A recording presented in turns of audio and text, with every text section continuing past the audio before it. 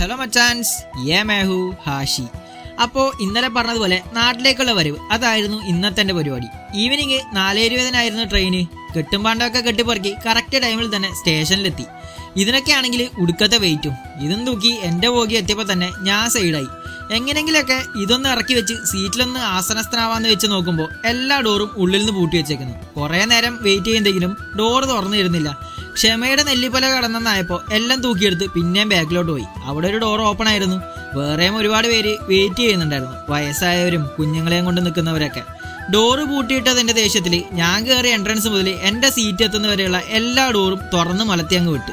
ആരും വെയിറ്റ് ചെയ്യുന്നത് എനിക്കിഷ്ടമല്ല. ഞാൻ ബുക്ക് ചെയ്തത് ലോവർ ബർത്ത് ആയിരുന്നെങ്കിലും എനിക്ക് കിട്ടിയത് മിഡിൽ ബർത്ത് ആയിരുന്നു. ഒന്നാമത് അതിന്റെ ഫ്രസ്ട്രേഷൻ കൂടി ഉണ്ടായിരുന്നു. മിഡിൽ ബർത്തിന് കുഴപ്പമൊന്നും ഉണ്ടായത് കൊണ്ടല്ല, അത് ഓപ്പൺ ചെയ്ത് വെക്കണമെങ്കിൽ 10 മണിയാവണം, അതാണ് റൂള്. പക്ഷെ എന്റെ ഭയത്തിന് എന്റെ സീറ്റ് മേറ്റ്സ് മൊത്തം കുറച്ച് അമ്മച്ചിമാരായിരുന്നു.